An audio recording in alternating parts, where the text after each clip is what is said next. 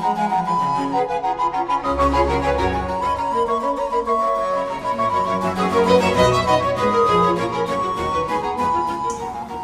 speaker is Mick Hawton, and he is the founder of, now is your company Health and Strength Consulting, or is that right? Okay, so the topic is Lost in Translation, the subtle art and skill of communicating value.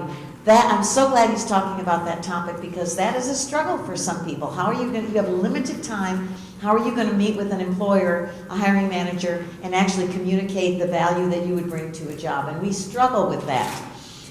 3 things motivate Mick in his personal and professional life: faith, family, and service. These values have guided him in his decisions and interactions for the last 25 years in business, as a volunteer and as a part of many communities, both as a leader and contributor. His experience has spanned multiple business sectors, including retail, construction, nonprofit, government, insurance, and commercial real estate. He and Roxanne, his best friend, have 3 wonderful adult children, a daughter-in-law, and a huge extended family of blood relatives and friends. The most recent adventure that continues to fill his memories and bring a rush of euphoria when it comes to mind was the unsupported through hike of the 487-mile Colorado Trail along with his 19-year-old daughter to raise awareness about eating disorders in August of 2017. So a hiker, a through hiker, come on up here, Mick Hawton. Thank you. I appreciate that very much. Thank you for the warm welcome also. Hopefully you're all comfortable. Are you comfortable? Good, because we're going to get uncomfortable in just a minute. So enjoy it for the next few minutes. I appreciate the red introduction. I really reflect a lot on my through hike through Colorado. Has anyone ever done something like that before here? You have?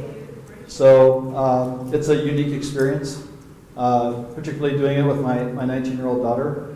I think that she gives me a lot of grace to go with me and do this thing. To hike through the mountains for 32 days, unsupported. And what that means is that there was no one there to pick us up and bring us food or supplies. We either hiked out and got our supplies, or we hitchhiked into town. And by the way, I never got one hitchhiking ride. In fact, it was so patently obvious and slightly disturbing that I would sit in the ditch, and my daughter would hitchhike, and she would get a ride like that. And then I would get up and come and stand next to her, and I'm pretty sure some people were a little like, whoa, who's that guy? Because I didn't look like I do right now on the hike. I looked pretty rough, to be honest with you, especially when we got to the tail end. But really a life-changing experience for me. Again, like I said, I really am motivated by my faith and my family and service.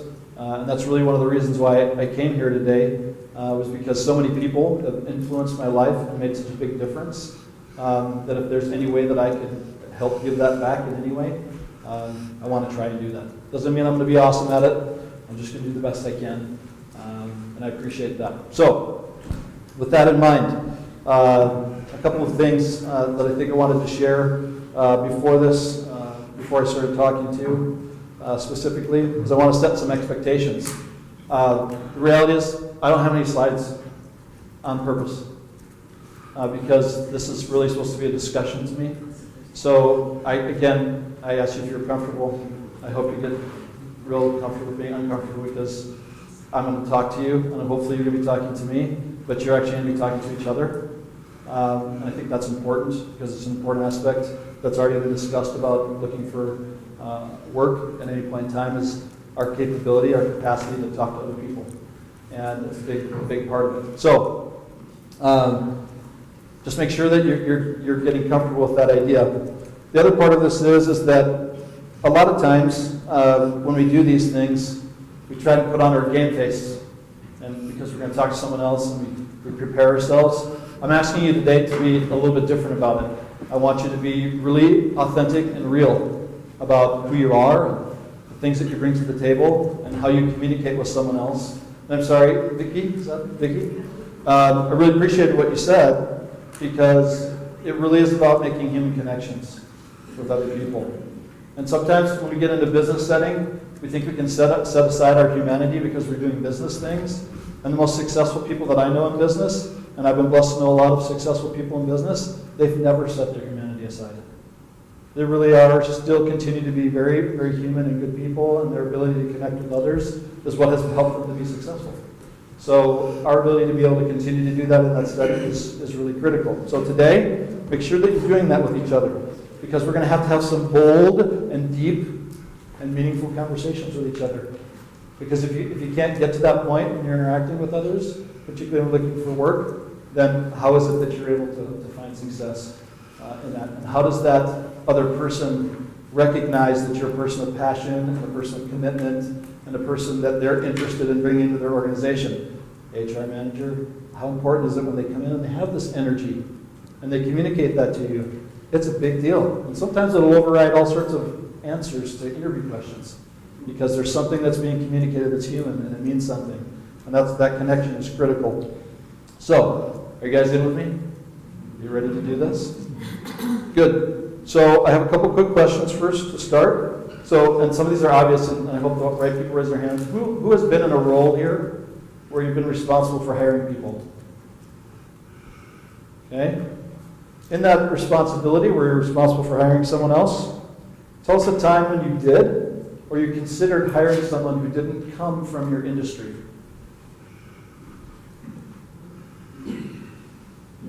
Go ahead. Well, I managed a training program for the Navy, and a lot of it, being awesome is not a big deal even. So a lot of times we had to pick up people that weren't really a true fit to the culture and the teams that we already had in place. So it was I wouldn't say a difficult thing, but we took a lot of chances on people, knowing that they wouldn't work out and may not work out or work well with the grumpy old sailors we had in the other room. So it was kind of an eye-opening thing. And what I found was my role in it, really, I managed the division too, so I just spent time getting people, knowing what they did, because the technical folks are going to tell me whether they can do the job. Right. Okay, excellent. Thank you. Can Someone you, else? Can you paraphrase that so it gets in the video? Oh, I'm sorry. You worked for the Navy, Mm-hmm. and you were recruiting people that oftentimes you knew probably didn't fit the role. But even though you knew you were taking a risk, you did it with a couple of things that you understood. One, that your technical people would be able to vet them out as they were going through the experience. But you did it because you knew that if you took a chance on people, you might find some folks that would work very well with what you're trying to do. Did I do okay? Yeah. Paraphrase. Okay.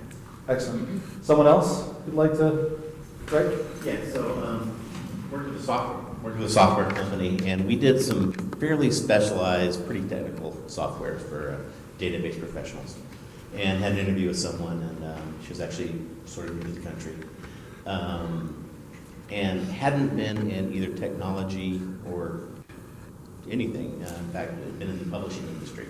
But what was really clear from talking to her was that she had what it really took to do this kind of sales, which was being able to solve problems, being able to connect with people, and being able to draw conclusions.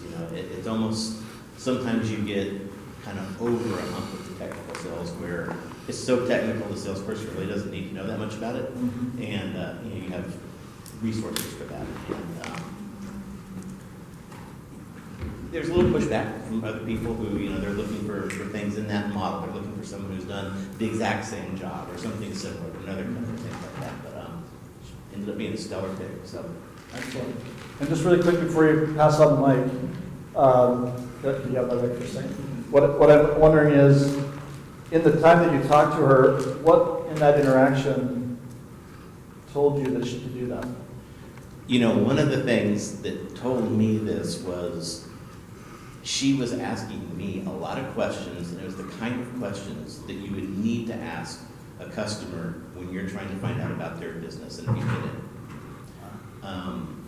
So she had that natural affinity for asking really authentic questions that aren't perfunctory, but that lead to the next question, the next answer.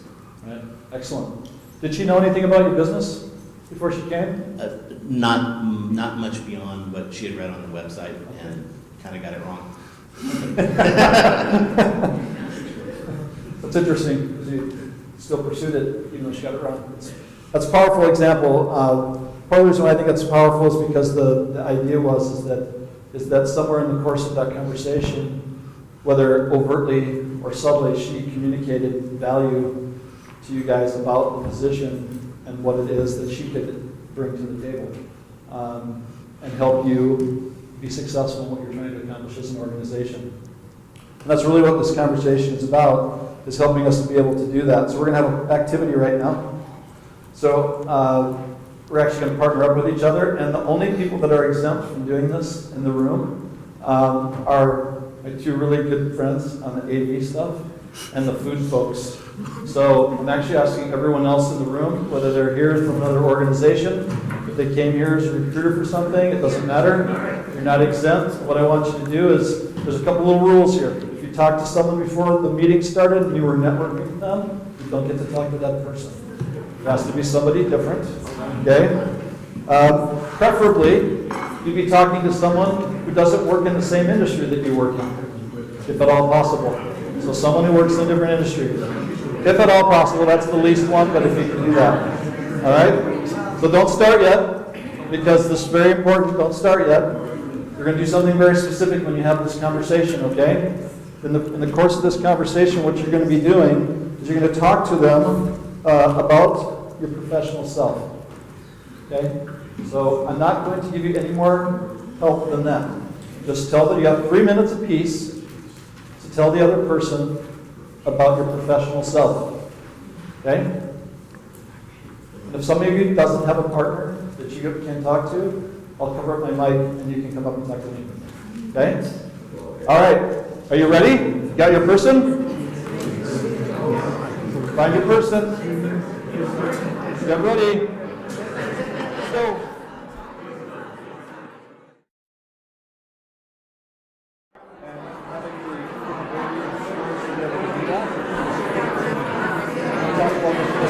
Okay, time's up. Time is up. Everybody, just pull back in. You're doing great. That was great. That was like a beehive of activity. It was awesome. Thank you. So I'm going to pick on you. I'm not going to ask you to just raise your hands. I'm going to pick on these two folks right here in the back. Philip, and I'm sorry, I don't know your name. Roberta. Okay. So tell me, what did you two share with each other? Most about me is right at times. We shared about what kind of work style we have, dealing with difference between getting along with others and when to take things seriously and professionally. Okay, excellent. And both of you kind of talked about the same things? We were getting there. Okay, good, excellent. Okay, let's see, someone from over here. How about you two gals right here? Yeah, you two. I told her about what I've been doing for the past 25 years in healthcare advocacy work. Okay, excellent. And did you get a chance to share too? No, we kind of thought it was just me and then her. Yeah. So I have. It's okay, and actually technically it was supposed to be, but I'm actually a little short on time, so you got one. It'll still work, don't worry. Sorry. It's not broken, it'll Okay, still work. okay. So thank you for doing that. Someone else over here. Let's take you two in the back corner. Were you two talking to each other back there? No? Who were you talking with? Oh, they just came in. Oh, I won't put you on the spot that bad. I'll make you do it that way. And you already went. How about you, ma'am? Kim? I was just telling her that I am a model maker and came to realize that she works in the industry too. And I had worked for a tech shop, a place that I was familiar with and knew about. So it was very interesting. We were starting to get into it, then we got cut short. Right on. Okay, so I'm actually going to put Julie, can I put you on the spot? Good. Come on up here for a minute. Come up here with me. No? You want to come up here? All right, I won't put you on the spot that bad. Okay. I will talk to you right here, though, if that's okay. Okay. So Julie just came in, and she didn't know the activity that we're doing, and she just came up and talked to me. And we actually kind of went through the exercise. She had no warning or instruction or anything. So I just told her to tell me about her professional self. She told me a little bit about her background, kind of things that she's done in the past. And then I asked her what she was going to do in the future. She told me a little bit about that. And then I intentionally, of course, I have the bias of knowing what the heck we were doing here. So, and I shared with her, and she shared some great experiences, years in what? That's right, web program management. But she's looking to make a career change. Yeah. Okay. So she's looking to do that, and then we just talked, and then I just talked about one of the things that I loved in my professional life was the ability to promote change in the workplace. Because change is constant, and any time that, I'm adding a little more, but our change is constant in the workplace. Because if a company isn't changing, it's dying, right? It's not improving, it's declining. It's always change. So the idea is that I like that environment. I thrive in it, and I can do really well in it, and I have demonstrated experience that I can actually cultivate change in an organization. So to me, whether we're just talking about two completely different things. One was about experience, which is great, which again, Julie had no precursor to this whatsoever, and I really appreciate her talking to me. The other was, I'm talking about what I perceive to be the value that I can bring to an organization, which is that I can help promote and drive change. I have experience and knowledge that helps me be able to do that. And it doesn't even matter what industry that's in. Every industry speaks that language. So my ability to be able to communicate what is of value to that organization and to be able to provide or fill a need for them and to communicate that to another person is really important. And even though we didn't get any further, and I even went a little further in this discussion, even though Julie and I didn't get any further, when I was talking to her, she was nodding her head because she recognized that that's an important thing to understand and to deal with this change. So our ability to be able to communicate in that way is critically important. So let's talk about that for just a second. Did any of you feel like you communicated the value of what you might bring to the table versus just experience? Not that experience is bad or wrong. Don't go that road. But did you were you able to communicate the value of what you do or what you bring to the table? Anyone? I think John did an excellent idea. He Sure. started off from where he was at, what he did, and then he changed it over to where his main focus, which he still enjoys technology, but he wants to also build relationships. And he's been told that he has natural skills in explaining complex technology in layman terms, and he also loves to learn, and he uses technology to grow businesses, to build. That's great. That's fantastic. Well done, John. I appreciate that very much. That's great. Thank you for bringing it up and sharing it, because that's really what we're talking about. So what does that mean to you guys when I keep saying this term, communicating value? What does that mean to you? It's a good word. What you think your worth is, you should know your worth. Sure.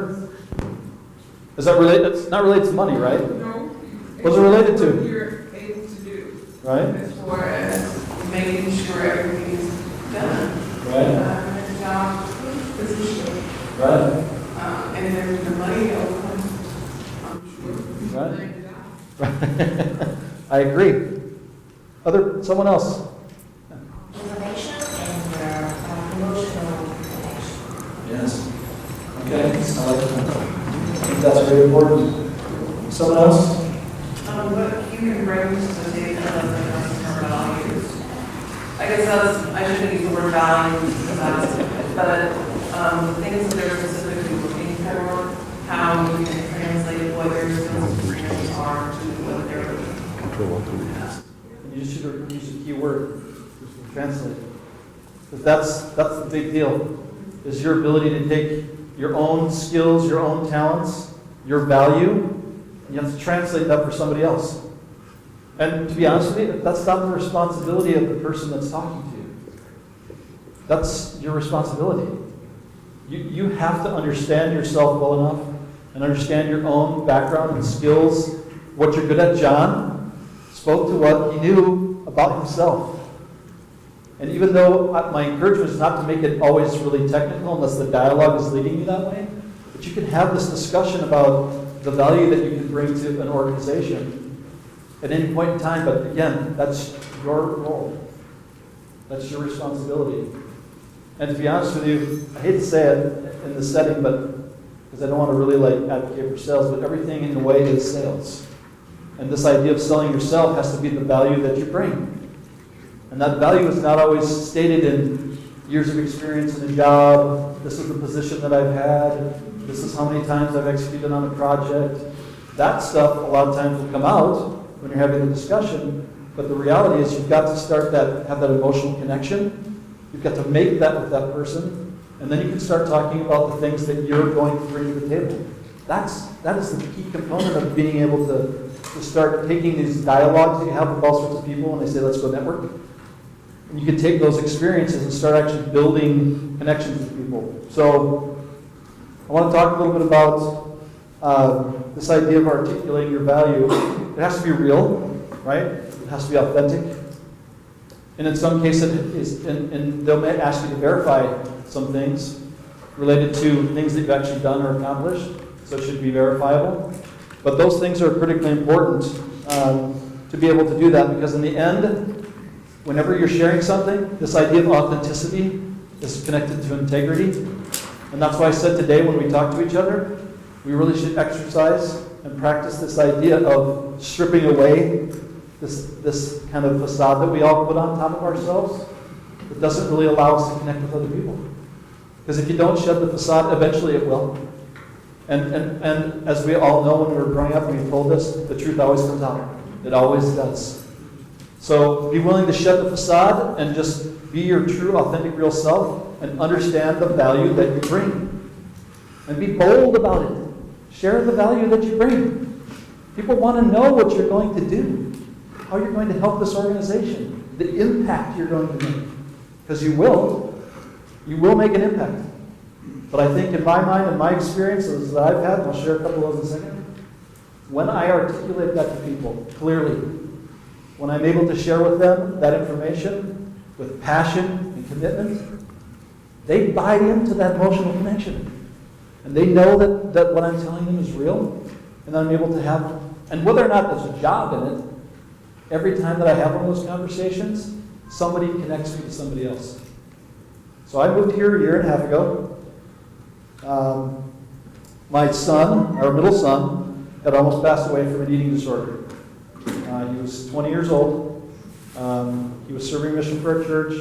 He got sent home. He got a call on Friday. He was home on Saturday morning.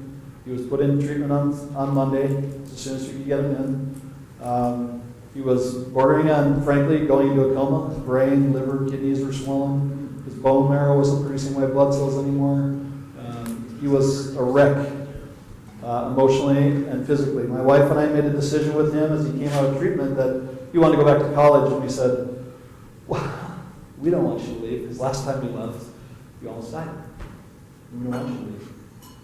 So we made a conscious decision as a family that we're going to move with him somewhere, and my wife is a Texan, so I'm a Texan by marriage.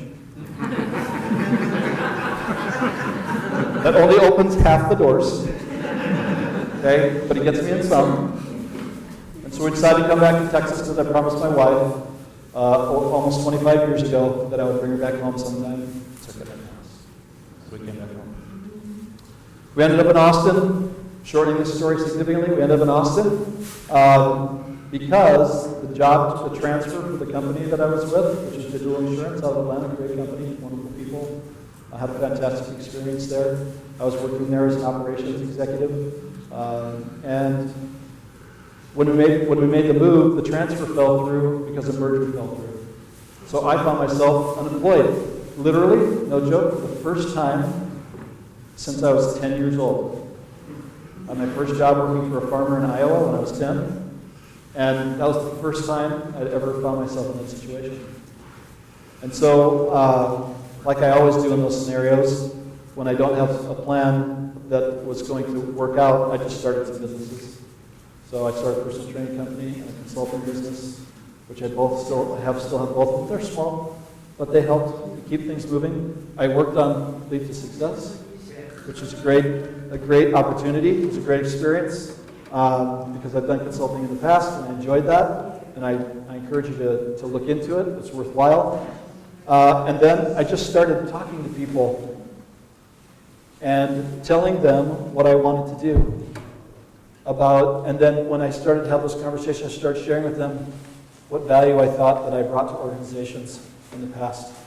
Things like change, the ability to manage change, my ability to be able to work with people, my understanding and skills related to finance, and how I can analyze finances and make a difference, that I can manage budgets and keep them flat year over year, where I can connect operations to sales, because really operations is about sales. That's all it's about. Because that companies need to grow, they sell, and operations is only about sales. So my ability to be able to communicate the fact that I understand that and I want to do that, and I can help drive growth in an organization. Guess what? It didn't matter what industry I was talking to. My ability to be able to communicate to that made a huge difference. So this experience that I had recently in moving here has made a huge change in my own life. But that one other experience that was anecdotally was equally as challenging but different, because I wasn't having some of the family pressures, was I worked in government for about 4.5, 5 years in public health, and I wrote health policy for the state of Minnesota. And I intentionally did that because prior to that, I had owned my own construction company, and I was just going crazy with all the policies related to residential construction. And I thought, hey, policy runs everything. It just does. Whether it's a corporate policy or a government policy runs everything. So I want to learn about it, so I went back to school, got my master's degree in it, and I said I'm going to go work for the government for a little while. I want to learn how to actually make the sausage, and I want to participate in it, because I want to really learn this and understand it. So I did. So I wrote health policy with the Minnesota Department of Health for about 4.5 years. And then I knew that if I stayed there longer than 5 years, I might be stuck there. And for me, that wasn't acceptable. So about year 4.5, I started to move out of that space and start to interview. And let me tell you something. I see some of you smiling. But moving from the public sector to the private sector is not easy. It's not an easy thing to do. And I'll tell you why. This is not a joke. I was interviewing for the chief privacy officer for the heart transplant business inside of Medtronic. And it was a great interview day. I had 6 interviews for 6 hours in one room with 6 different people who came into the room and saw me individually, right in a row with no break. That was my interview day. Well, it's an executive position. I want to see how you do. That's normal. It was a good interview day. Every single one of those people asked me this question. Well, I see that you're in the public sector. You know, the private sector is different. It's not like the public sector. How do you think you're going to be able to move successfully from the public sector to the private sector and be successful in this role? All 6 of them asked me that same question, slight variation, but the same question. What I realized in that very early on, and I knew that before I even went in, to be honest with you, that people would ask questions about my ability to be able to make that transition and what value I was going to bring to the organization when I'd spent all my time the last 4.5 years working in the public sector. So what I was able to communicate to them was this. There's a common misconception about the public sector. The misconception is that it's strictly an 8 to 5 role, and when 5 o'clock comes, I punch out and I leave. Now that may be true for some clerical type positions or administrative roles, but I was working in a professional services role, and at bare minimum, I work 60 hours a week. I don't think that's really uncommon for what happens in the private sector, and I certainly think that it translates very well to the fact that I understand that sometimes in the private sector there's an expectation that if we're all going to be successful, all of us need to give a little extra. And I appreciate that sentiment, and I understand it, and I'm certainly willing to do it in this setting as well. Well, I didn't talk anything about my past experience or anything, but I knew where the question was coming from, and I knew why they were asking me the question. And so what happened? Did I get the job? No, I did not. But I did find out that I was one of the last 2 candidates. And I did find out, because they were actually willing to share that with me. I think it was a little unusual, but they were willing to share it with me. That was one of the last 2 candidates, and it really just hinged on the fact that the person that actually was given the role, if I remember correctly, was either an attorney already or had been working in a privacy role for a few years. But they told me that it was very, very close. And they had quite a debate amongst themselves about who was going to get the role. That was very encouraging to me, but it really reminded me of the fact that here I'm interviewing for a position that I never even thought I would interview for. And in that position, I was able to communicate to that organization the value that I would bring to them, even though I didn't have the experience that was commensurate with the role. And they could recognize it, right, Greg? Right. Because you can, and it's viable, and it means something. All right, so. And I want to add, if they can't, you don't work. It's fair. Okay. Second activity. 3 minutes.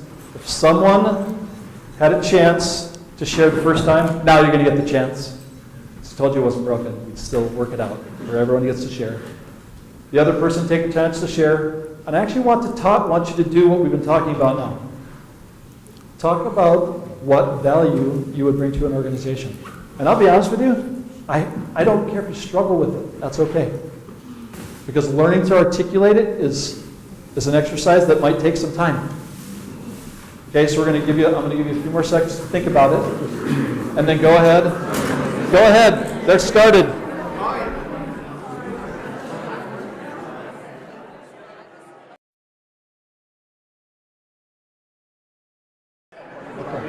Thank you, everybody. Thank you. Please come back. Was that conversation different than your first one? I just want to tell you an observation that I want to make first, and then I'm going to ask you guys to reflect on this for just a minute.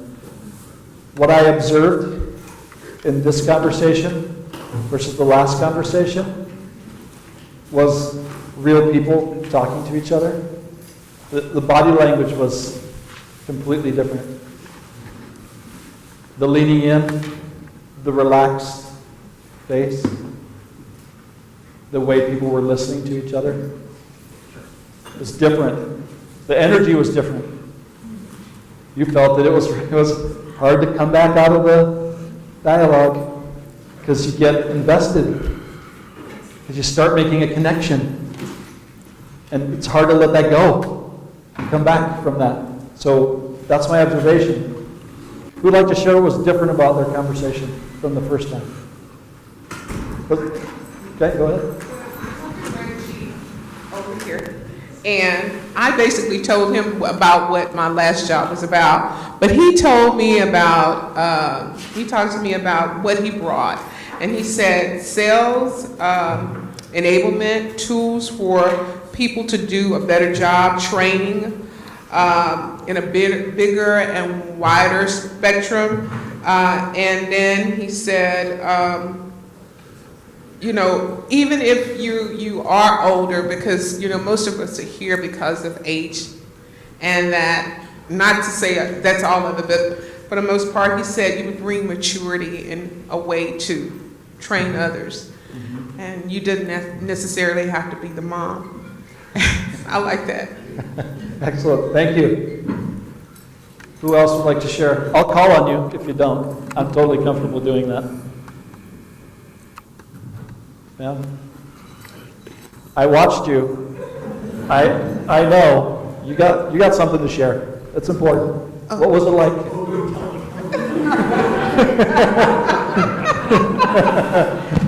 No, the difference between the last interaction is that I listened to Walter because he obviously had some things that he wanted to say. I didn't have time to respond before the clock ran out. So I was able to just quickly give him just my little opinion, and then before speaking about myself, and he asked questions, so it was more of an interaction at that Sure. point. Excellent. I'll tell you though, that you made a key point that I think is really important. Sometimes you have little to no time to share this message. All right. And your ability to be able to prepare to share that message is really important. I know I put you all on the spot to do it in 3 minutes, but sometimes when you're in those conversations, you only get a super short period of time. And you have to be able to be prepared to share that in that moment. And if you're not prepared, then you're not going to be able to do that. That's what I'm talking about right now. For just a little bit is our preparation for doing this. And this is the practical part, because when I wrote the introduction to the presentation, these conversations are great. They kind of set the stage to help us understand it. But when I've gone to things like this, man, I want something practical. When I leave, I want something practical from the interaction, or else guess what? I can tell you for myself, I weigh that in the balance of the time that I have in any given day, whether I'm going to come back again. Because if I don't get something worthwhile out of it, then I'm not going to do that. So I hope that this part is practical, because that's what I would like to have if I was in your position as well.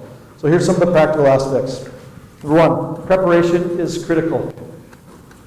Okay? And let's talk about what I mean by preparation. This one's obvious. Know the position that you're interested in pursuing. Your ability to be able to articulate what you want to do consistently is very important. All the people that I've known in my life, professionals, who have helped me get roles, and by the way, even my time here in the role that I'm in with Avis & Young right now, came from a connection, just like Vicki was talking about. Had nothing to do with applying on sites or submitting applications. By the way, I submitted 250 applications all across the country, and I had some interviews from that, but all of my worthwhile interactions came from my interactions with people, face to face, and having dialogue with them. So the reason I'm in the position now is because of that, because I was referred to someone else. Okay, so that's critical. So know what you want to do. Know the positions that you want to apply for. Be able to articulate that clearly. Okay? I'm telling you, don't go into a situation where you're talking with somebody else and you want to network and say, well, I've been doing this, and I'm really looking at doing this. Guess what? If the person wants to help you, that's really hard for them to do so. It's difficult. If you say, I'm a software engineer, I still want to be a software engineer, and I write in Java, and I'm really good at that, and I know I can make a difference in a company, then guess what? That person knows what you want to do. And if they know of something else, or someone else, most people want to help. And they will if they know that. So that's the first part of your preparation, is to know that. The second part is if you're going to move from one industry to another industry, because I've done that multiple times. I've worked in probably 6 or 7 different industries. I like that. That's my preference. I like to do new things. Every time I go into those interviews or those conversations with people and I'm networking, their first assumption is I know nothing about their industry, or that their industry is so unique that it can't possibly be something that I can understand. And part of the reason why is because every industry does have its own language. So I'm going to put you on the spot again. What does recruiting mean to you? When I say that word, that term, recruiting, how's that defined in the HR world? Well, I think it's finding the intersection of the right person with the right opportunity. Sure. The process of learning about the All right. I said, in my opinion, the definition of recruiting is the intersection of finding the right person for the right opportunity. And I guess if we got really high level, I guess you'd think learning about each other, really, and finding the right fit. Right.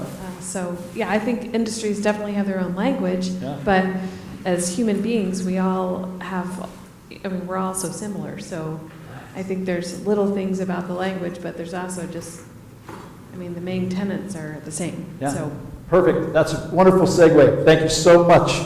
Because what this means, so in the commercial real estate, I've never worked in commercial real estate. Ever. It's my first time. I've been doing it for 2 months. One of the terms that I ran into right away was recruiting. And recruiting in commercial real estate has to do with mergers and acquisitions. in your ability to be able to recruit companies or individuals that you want to acquire as an organization. That's what recruiting means in commercial real estate. In my time that I've spent in HR functions, which I have been, especially in operations, recruiting is that. We're trying to find a match between a need that we have as an organization with an individual, and we make that human connection, and that's real. When they recruit in sports, the same thing. The base idea is the same, with subtle variations. And that's what I'm talking about. That's why the title is The Subtle Art and Skill of Communicating Value. It's important to understand the subtle differences in the terminology. Because if someone asks you a question in either a network situation or an interview, and it's a word that you're familiar with, but it's from another industry, you do run the risk that you're going to be speaking to something that actually doesn't meet their needs. So taking the time in preparation to do some research and find out more about the agency or the industry language by reading like association articles, just Google searching companies and reading the way that they write the About Us page, how they speak about their own industry and what they say they do, and how they bring value to customers and clients. They put all that stuff out on their websites. Just go read them. Familiarize yourself with the language, because that language does make a difference when you're trying to communicate the value that you bring. It's important to be able to do that. So that's the second piece of preparation. Of course, interview skills are important. Our ability to be able to talk to people, to make the human connection. So the interaction that you had the second time, when you were more relaxed and you were sharing yourself differently, you have to learn how to do that. Consistently. Every time you go into the interaction. You won't want to, because every time you go in interaction, most people, not all of us, but most people, your heart rate goes up, your hands get a little sweaty, you get a little nervous, and we put up a facade because that makes us feel protected. I encourage you all to read a book called Getting Naked by Patrick Lencioni. It's a fantastic book. It's a business fable, but the core idea of it is if you want to retain clients, if you want to promote business, you want to grow, or if you want to make human connections, strip down the facade. Just let yourself be naked. Okay? Please read it. It's worthwhile. Short, quick read. You can finish it in the evening. But it's worthwhile in this idea of putting that aside. The last thing that I really encourage people to do in this scenario is to do mental modeling. Who's done that before? Who's familiar with that? David, tell me about it. Well, our mental modeling we went through was when we were doing the journey of excellence for the entire organization. We were going through the journey to excellence for our entire organization, and you're trying to create standardized mental models so that everybody's looking at the same thing and looking and coming up with similar conclusions and from the same information. Excellent. Thank you. We're going to translate that just slightly into what I'm talking about, because it's the same core idea, but slightly different. Before I came to this meeting today, I started doing my mental modeling about 3 or 4 days ago for this presentation, because part of the idea of getting naked is that I'm not going to hide behind the slides. Because if I put up slides, I know the fact is that you're going to spend all your time focusing on the slides and not on me. And I think that what I'm sharing with you has value for you, and I want you to focus on what I'm talking about and participate. But that means that in my mental modeling, what I was doing was giving this presentation over and over again to an audience, playing out all sorts of different scenarios, what the room looked like, where people were sitting, what I would say, how I would react.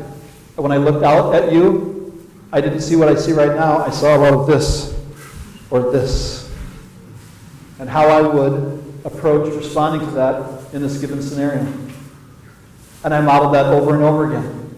And I do that before I go talk to people and before I go network. I model that, and in that modeling, I think about how I'm going to express my value. Right? Because if you don't take the time and energy to do that, to prepare yourself in that way, in the 3 or minutes or less that you get to share that, you are not going to be able to put together in time. Your mind will not be able to put together in time for you to be able to share it. Not in a way that's articulate, and clear and connects you and that person in the way that it needs to be. So I'm going to jump back to one other idea for preparation. It's your job to lead the person who's talking to you down the path of the value that you bring. So that means that you're going to have to model the kinds of questions that you want to ask them, because the last part is to really think about how you're going to ferret out information from that person to really understand what that organization needs. So if I'm sitting in a dialogue with someone and they're telling me, oh, we're going to hire for this role, and they've got to have 10 years of experience doing this, and they've got to be able to help us with X, Y, and Z, a lot of times my question back to them is I say, that's fantastic. I really appreciate you sharing that information with me.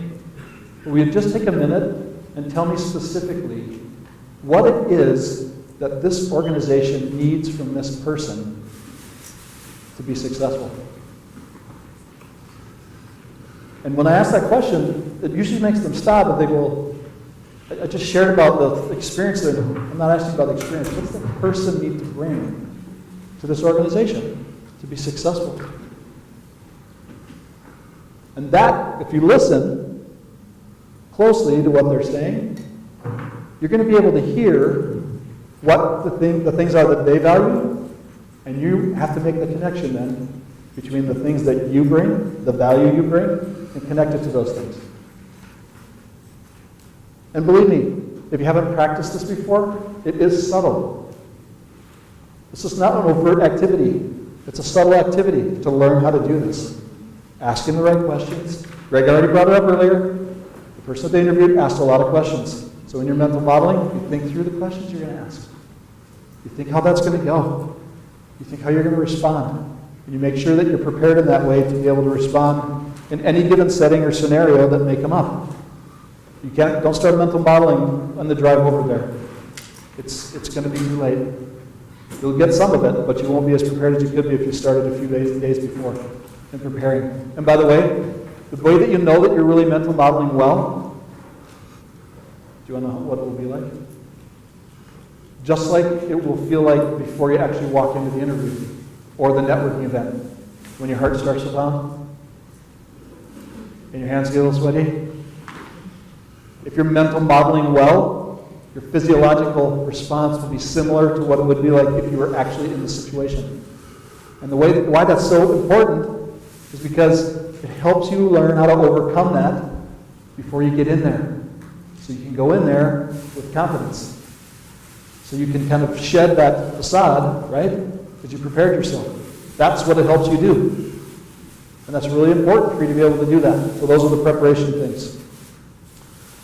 And really, at the end of the day, that is what I believe will carry you through, whether it's in a network event or an interview, or those types of things. So let's just take a minute. I'd just like to take a couple of minutes through the time. And we're going to sit for maybe just 10, 15 seconds, quietly. And I just want you to reflect on what we talked about today. And then I'd just like to hear what your reflections are.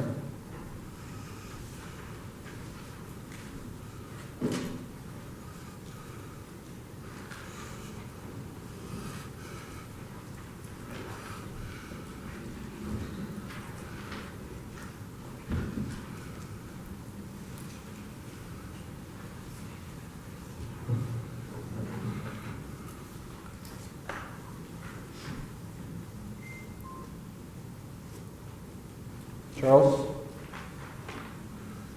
Okay. Don't know. Maybe shy?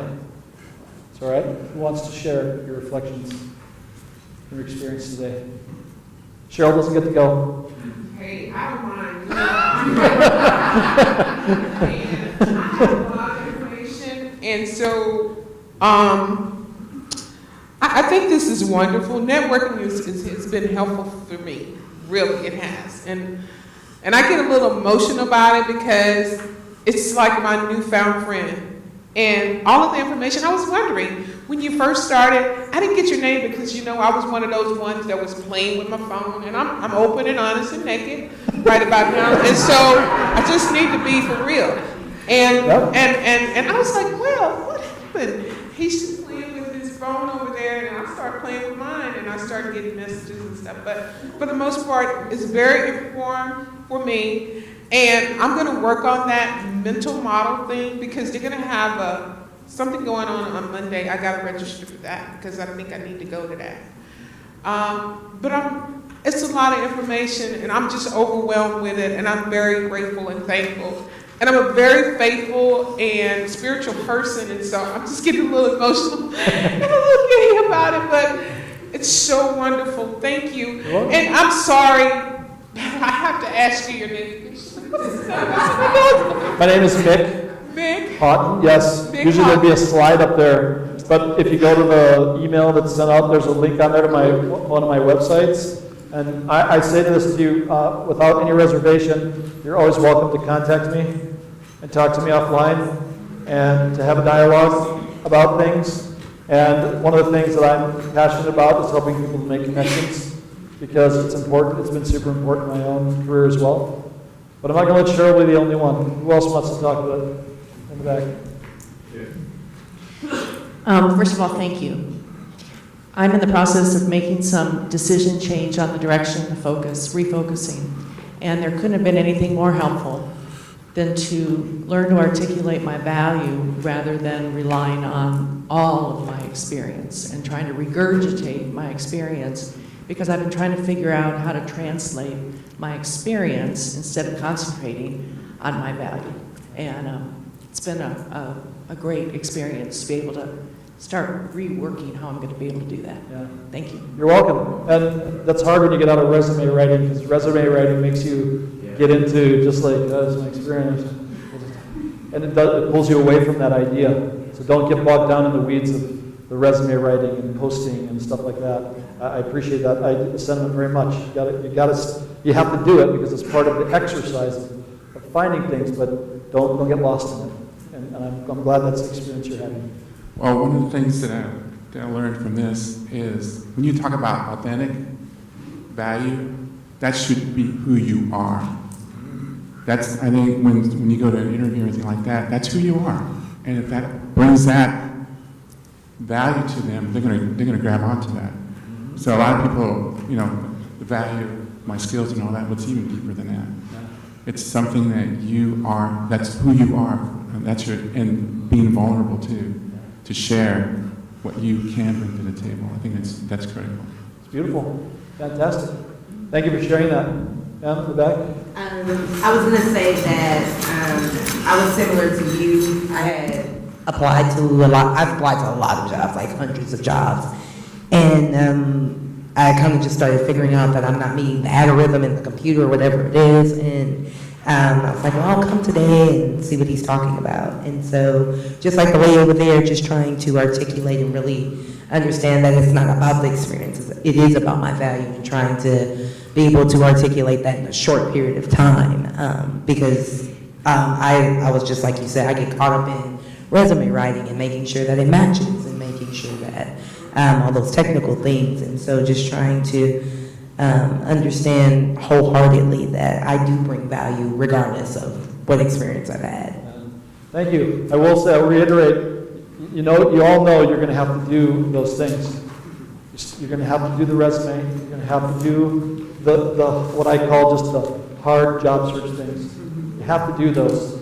But again, to my point, don't get lost in them. Because if you do, when you have the opportunity to be able to speak to someone, whether it's at a networking event or an interview, if you're so caught up in that, you'll lose the opportunity to share your value. And have any of you worked in executive roles? Sat in boardrooms and stuff? You ever wonder what they talk about in those rooms? Do you talk about your culture? Do you talk about what kind of organization you want to build? Yeah? Yes. And you always say, we want the right people, right? Yeah, well, you call it mental modeling. This week I taught a class similar to that, but I call it horizon scanning. Yeah. You look out and you see what it is you want to accomplish, who wants to fit where, and who would fit where, who's capable of leading where, and determining whether they have what it takes to actually do that. Yes, and that was the key right there. And that's the kind of stuff that gets talked about. Who has the capacity to do this thing? And a lot of times that's not connected to experience. Yes, it's important, but it's not the only thing. If somebody's got passion, they're committed, they've got this drive, these intangible things, this value that they bring, that's what people are looking for. That's what they want. Yeah.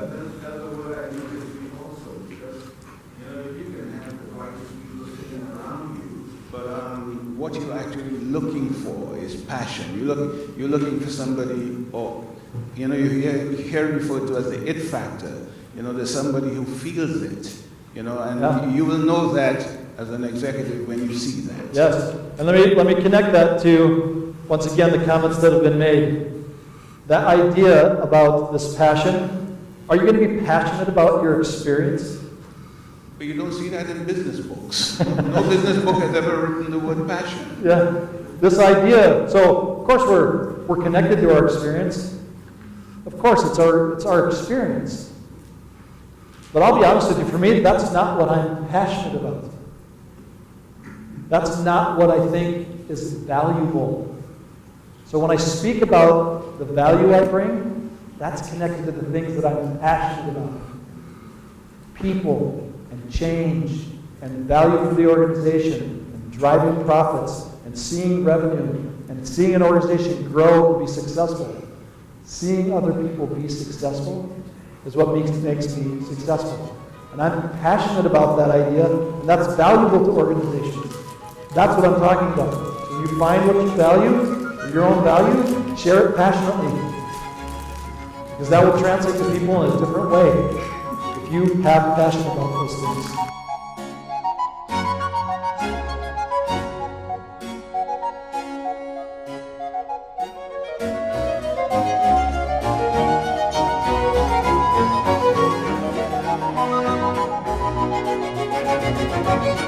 Thank you.